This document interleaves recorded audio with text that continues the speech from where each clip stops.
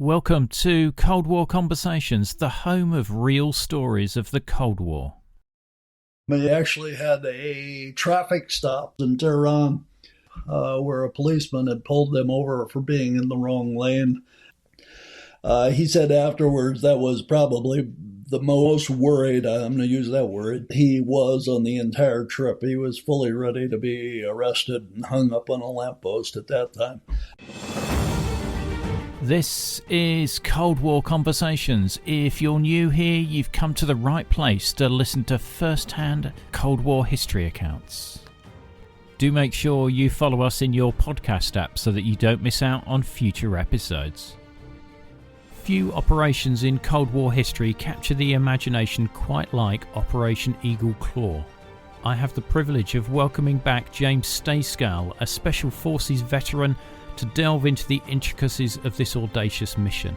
Operation Eagle Claw was conceived as a daring rescue mission to free 52 US Embassy staff being held hostage in Iran. James was a member of Detachment A, a clandestine unit tasked with gathering intelligence and preparing for the mission.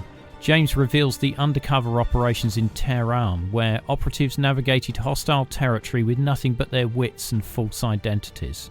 James walks us through the intricate phases of the mission, from the rendezvous at Desert 1 to the audacious plan to storm the embassy and foreign ministry in Tehran. I'm delighted to welcome James Stejskal to our Cold War conversation. James, welcome back to Cold War Conversations. It's been a while. It has, and it's great to be back. It's a pleasure to have you back. I was looking back, and it was episode 120. We last spoke about Detachment A and their Special Forces role in Berlin. And that episode has done really well over time. It gets a lot of repeat listens on there. But today we're here to talk about a different operation, Operation Eagle Claw. Before we start, can you just give us a short potted history of Detachment A for those people that haven't listened to episode 120 yet? Certainly. A brief recap. So it is 1956. The American military realizes that Berlin would be an ideal stepping stone for unconventional warfare behind the Soviet lines. If we all remember, Berlin was a divided city occupied by the French, British, Americans, and the Russians, actually located within the Soviet sector of Germany after the war. Initially, the Allies, the French, British, and the Americans, considered Berlin to be sort of a showcase, an outpost of freedom. They really didn't expect that there was going to be any competition over the city. But as the Cold War evolved, the Americans realized that it would be an ideal place to put a special forces unit to get a sort of a head start on the Russians if World War III would start. And so in 1956, a company-sized element was placed there. So for those first 25 or so years, the training and the mission was concentrated on conducting unconventional operations behind the Russian lines. And then in the 1970s, when terrorism started to become a big problem in Europe, the detachment was tasked with a secondary mission of counterterrorism, much along the lines of the Special Air Service in the UK or the French Commando Service, and also the Israelis. We, the United States, did not have a counterterrorism force in the early 70s, so Berlin was actually the first military counterterrorism force. We had been training at it since about 1975. I joined the unit in 1977, and that's when we were pretty much full on to doing both the Cold War mission and the counterterrorism mission. Things came to a head, though, in 1979 in Iran, of all places. The government of the Shah of Iran, a repressive government by all means, but put in place by the Americans and the British in the 1950s, was overthrown by an Islamic movement. And the Ayatollah Khomeini moved in and took control of what was turned into a theocratic government. In late 1979, the Americans, of course, were the devils incarnate to the Iranian government. The American embassy was taken over ostensibly by a student movement. It may have been some students in the beginning, but it was well controlled by the Iranian mukhabarat, the secret services of the Ayatollah. So in November 4th, 1979, everything started. About 60 Americans were taken hostage inside the American embassy. And the Iranian government refused to do anything about it. The Americans were then forced to plan a rescue mission if the hostages were not released. Jimmy Carter was the president at the time, and he finally gave the go-ahead for the planning of an operation that was called Operation Eagle Claw.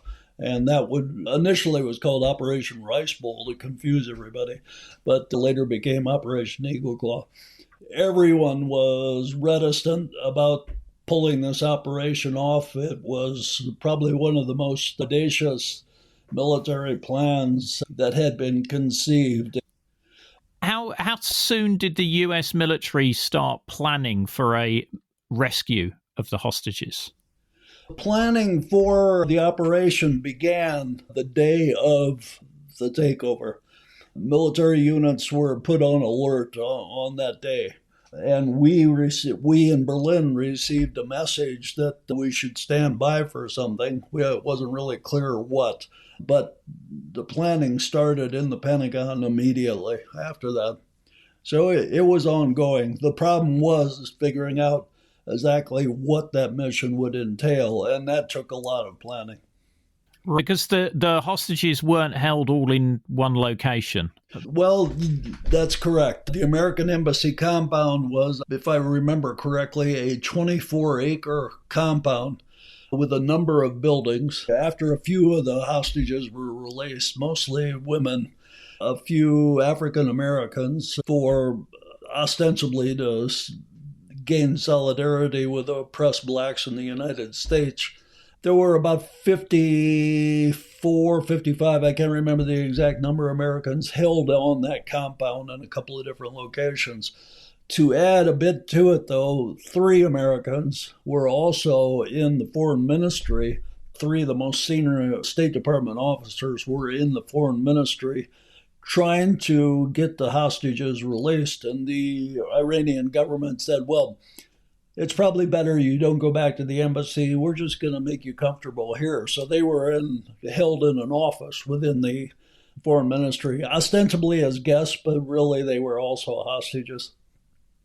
Right. And what was the military solution? What was the plan going to be to rescue the hostages? Well, after everything was all hashed out and about 15 different plans were thought through, the plan was to send in 8 helicopters over a very long distance to link up with a military force inside Iran. The military force consisted of about 90 some operators from Delta, 13 operators from Detachment A in Berlin, my unit, and then a number of Rangers who were there as a guard force, essentially a security force.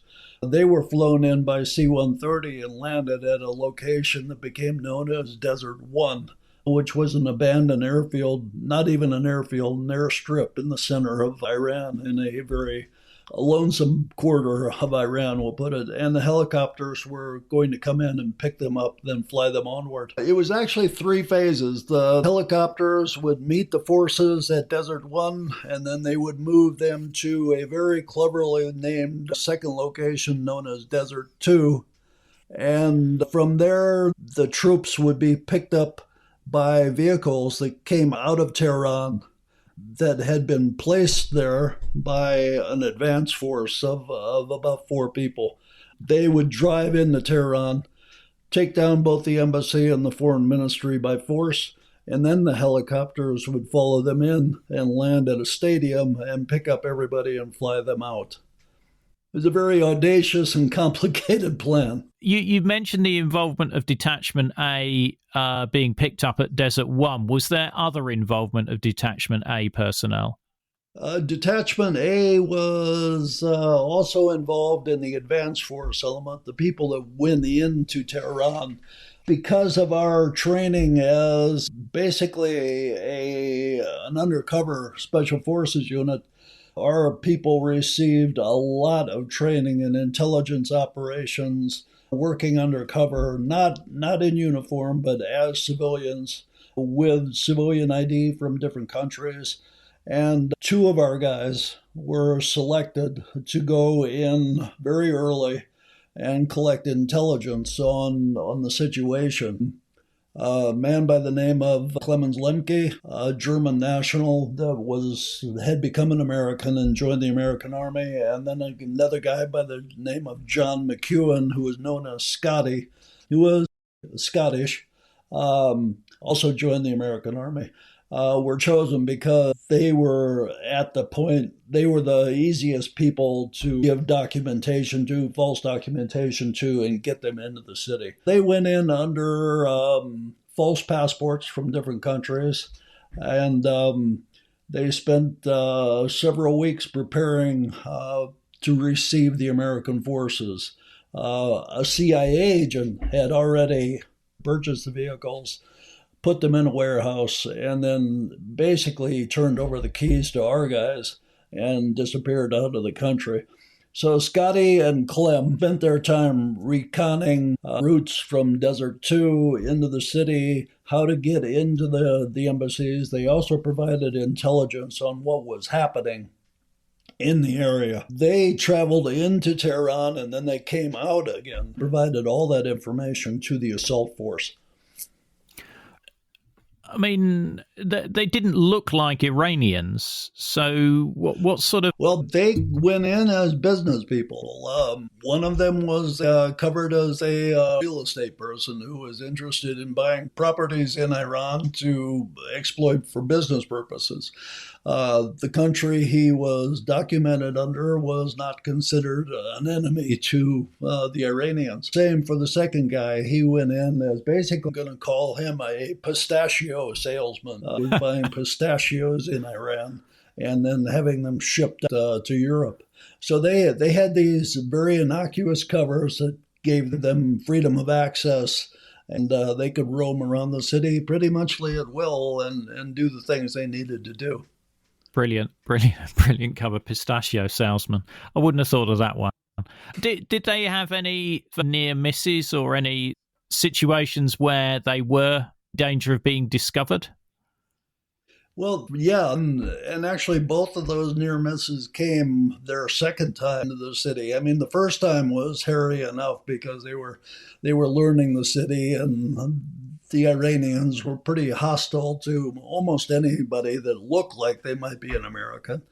But the second time, they actually had a traffic stop where a policeman had pulled them over for being in the wrong lane, and they had been joined at this time by two other operatives, a guy by the name of Dick Meadows, and another guy by the name of Fred, who is actually an Iranian. And Dick Meadows had moved a briefcase inside the car and put it in the trunk. Unfortunately, that was the briefcase that had the driver's license in it. And also, there was some contraband equipment in the trunk. So when the policeman stopped, the driver suddenly realized he had to open up this trunk and possibly expose his equipment to a policeman. He had to act out a bit, we'll call it. He started to become very belligerent, but not to the point where he was going to get knocked down by any more policemen. Just to give him enough time to open up the trunk and reach in and grab his briefcase, shut the trunk before the police actually realized what was going on. He said afterwards that was probably the most worried, I'm going to use that word, he was on the entire trip. He was fully ready to be arrested and hung up on a lamppost at that time. But they managed to pull it off. There were a few other incidents, confrontations with students on the streets. But there were actually some other good incidents where Scotty, for one, decided he needed to get into the foreign ministry where the Americans were being held. And he used the excuse of trying to get an export permit through the foreign ministry. So he actually got into the building, checked out all the entrances, got his picture taken on the inside of the building with an Iranian foreign ministry representative, and brought all that stuff back for the intel people to drool over. Wow, it beggars belief, the nerve and the bravery of these guys. I can imagine there were some in Detachment A who were frustrated that they weren't going to be going on this operation. Well, I can speak from personal experience because I was one of the frustrated guys. About 13 of the people of our 90 people in the unit involved. We had six operational teams, so that means about 70 people wanted to get onto this mission. The commander and the sergeant major of the unit decided that they were not sure that this mission was actually going to come off. But we were also, despite being a clandestine unit, we knew that there were people that were probably watching what we were up to. And so the commander and sergeant major decided that the unit should operate as if nothing was happening, nothing was going on. So all our scheduled training events took place. And that meant that some of us who were scheduled to go on exercises had to participate in those exercises, fully knowing that sometime this might go off and we'd all be left behind. And that's actually what happened. 3 of our teams were working on a sub-exercise of what was known as Reforger at the time. It was a huge Allied exercise in West Germany. We were sitting doing our stuff in southern Germany when the German newspapers had the big headlines that this mission had gone off. We were all extremely involved, I'll put it that way, trying to get our names put on the list, but only 13 of us were, and the rest of us were frustrated through the whole operation. Even when it went off badly, people were regretful that they weren't on the mission. Let's talk about how Eagle Claw pans out. So April the 21st, 1980, President Jimmy Carter says go, and the operation begins on April the 21st, 1980. Can you just take us through what happens? As I said, it was complex. So it was run in stages. The first stage was to put the troops on the ground at Desert One. And to do that, 6 C-130s were flown into Desert One. It had already been mapped out. A plane had gone in there previously and checked to make sure that it would hold up the big aircraft. And so 6 aircraft went in. 3 of them had troops on board, and 3 of them had fuel in bladders, and was intended to refuel the helicopters that were coming in. So those planes launched off an island off the coast of Oman and flew directly in, and they were sitting on the ground waiting for the helicopters. Helicopters were simultaneously launched from an aircraft carrier, and they were going to fly in and meet everyone at Desert One. One helicopter was lost because of a rotor problem. The rest of the helicopters had extreme difficulty getting to the site because, for one, they were flying at a lower altitude than the aircraft. And to complicate matters, a dust storm had come up, a huge, they call a haboob in the area. And that forced the helicopters to basically lose sight of each other. They became very disoriented, and only six of the helicopters made it to the rendezvous site. And as one of the helicopters was landing, the last one ironically, received a red light on its console and the pilot had to shut it down and it was rendered out of operation. So immediately at Desert One, you've gone from your necessary 6 helicopters to 5. And the ground commander, or the Air Force commander actually, in concert with the ground commander, who was Charlie Beckwith, they got into a console and said 5 helicopters was not enough to carry out the mission. So they aborted the mission at that point, and they were preparing to exfiltrate the country at that point. So they told everybody to get back on the airplanes. They were leaving. They were going to try to fly the helicopters out. They were refueling them. But during that refueling exercise, one of the helicopter pilots became disoriented and his helicopter drifted and it ran into one of the C-130s, which happened to be a fuel carrier. The helicopter crashed basically on top of the C-130 and both aircraft caught fire immediately. The C-130 luckily had few people on it, but between the helicopter and the C-130, 8 crewmen were lost, were killed. And the element was forced to basically exfiltrate the area under pressure. The helicopters were abandoned, equipment was abandoned, and it basically killed the chances for the operation for the near term. Even when the first C-130s arrived on Desert One, they, had civilians turning up because it was next to a road. Yeah, that's true. That's another interesting aspect of it. In fact, one of my good friends, a man by the name of Wade Ishimoto, he was a captain. He was the intelligence officer for Delta Force, was in charge of the ground people who were trying to secure that road, what they called roadblock teams. And the first thing that happened was a tanker truck came driving down through the middle of the zone, which was split by a normal dirt road. And one of the rangers decided the best way to stop this truck and make sure it didn't report the unusual activity was to take it out of action with an anti-tank rocket, which did the job rather well, but also set the fuel on fire.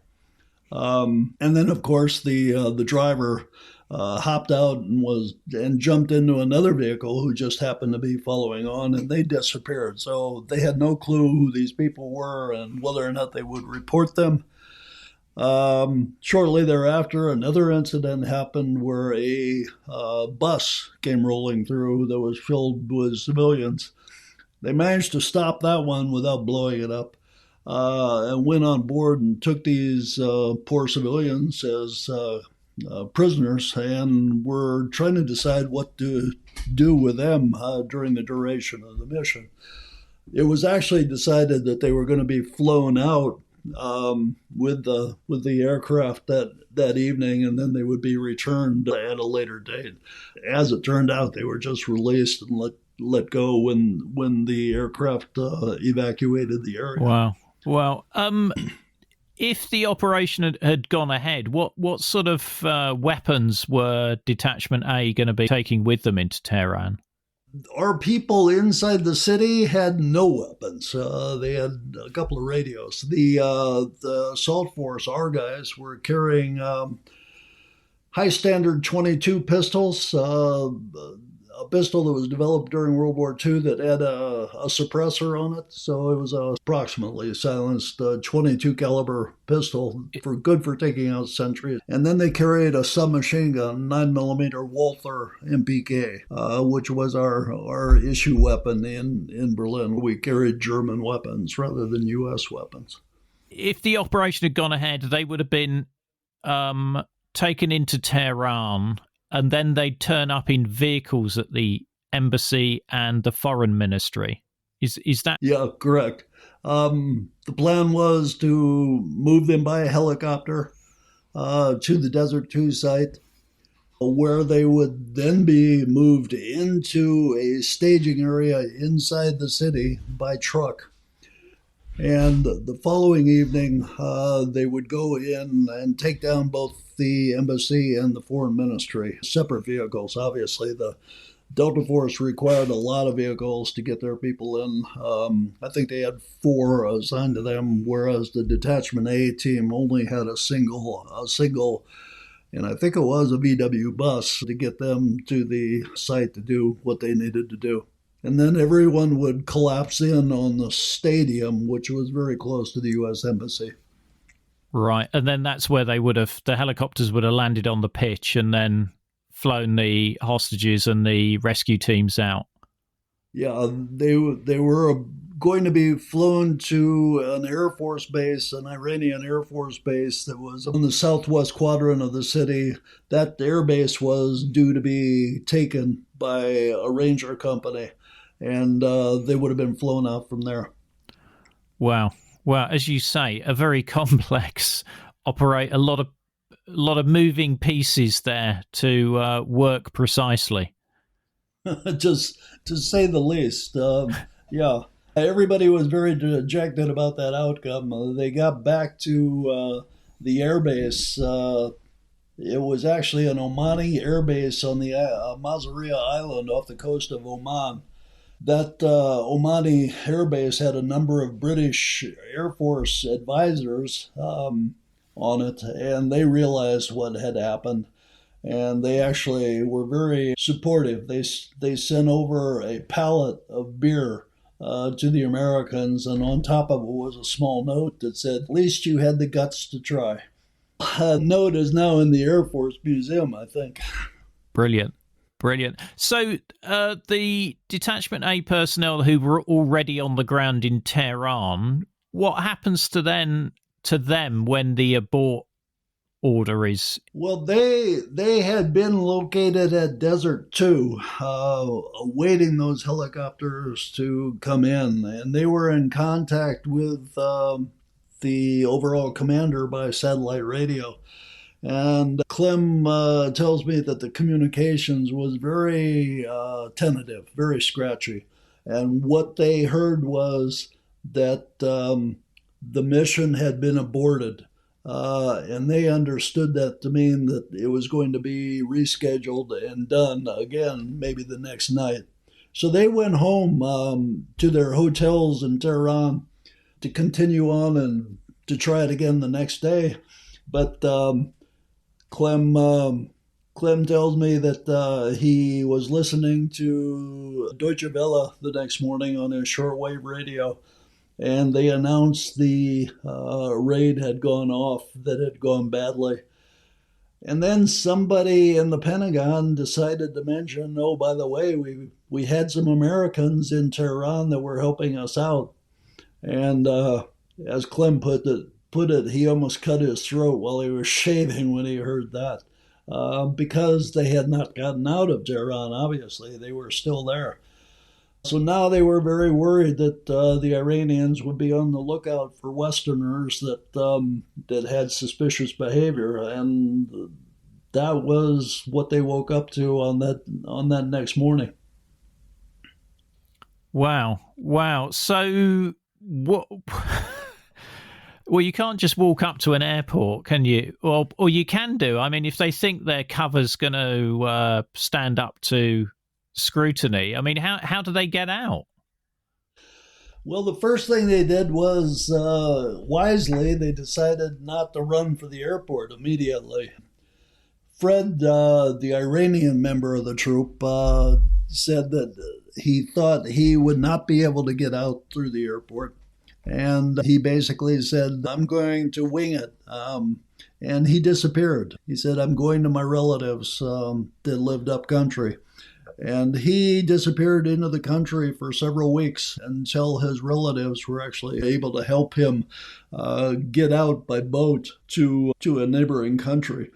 The 3 Americans, Richard Meadows, Clem Lemke, and Scotty McEwen, all with foreign passports, knew that they could not go to the airport immediately. They knew that if they showed up those first couple of days, that they would be looked at with suspicion because of what had happened. And they correctly surmised that it would be better to wait. And they waited, took their time, and then they went to the airfield days later.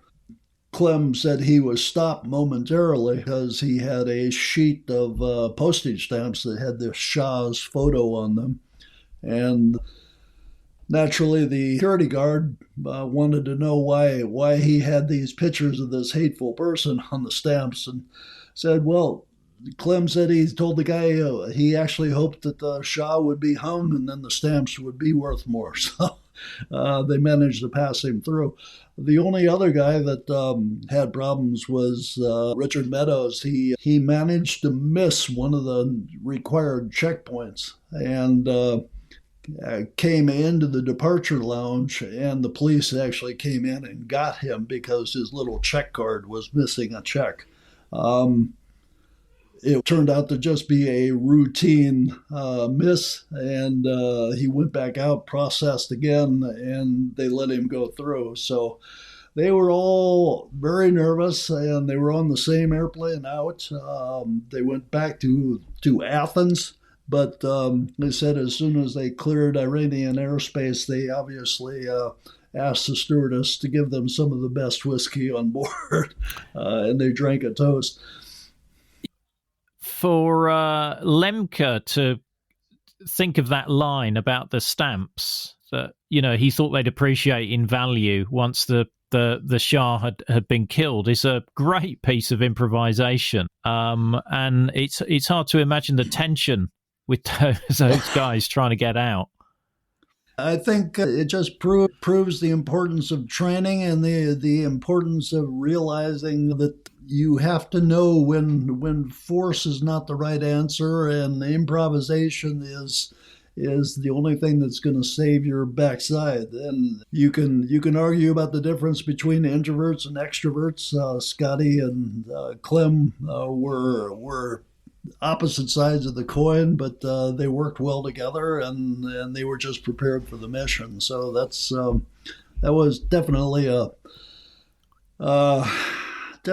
close moment, but it also shows how well they were prepared. Yeah, presumably a stern note was sent to the State Department on their return. Yeah. It's only been recently that, Scotty passed. Fred is still around. Dick Meadows passed about 10, 20 years ago. Scotty, I think 15. Clem is still around, but it's only been about 3 years now since Clem has been able to say that he was part of the mission. Right. Wow.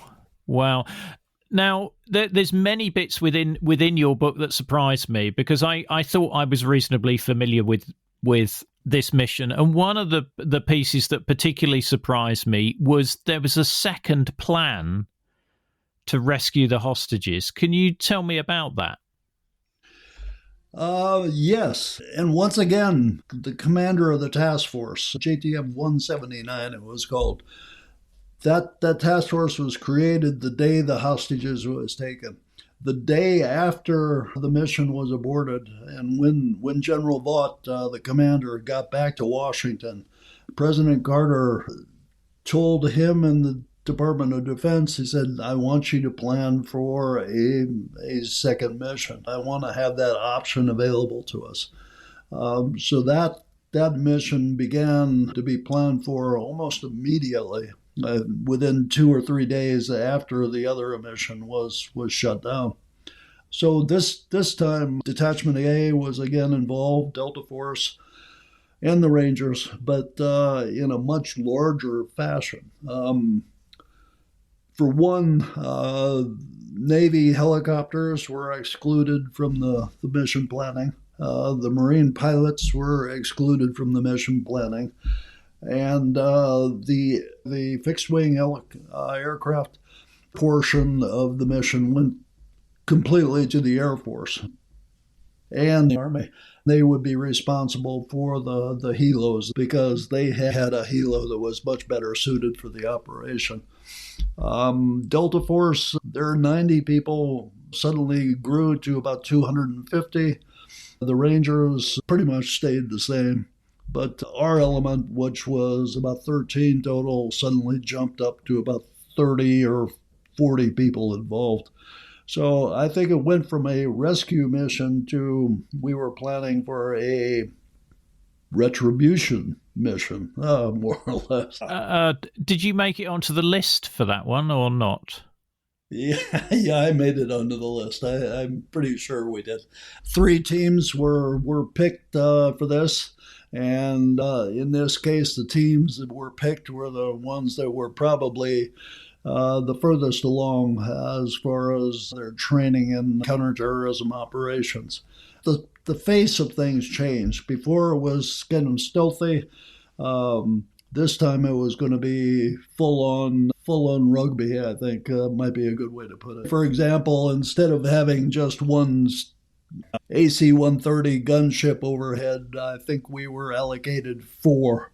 And the pilots were telling us that they had pre-planned mission fires, which they were going to eliminate targets not after we had landed, but before we landed. The whole complexion of the operation had changed as far as we were concerned.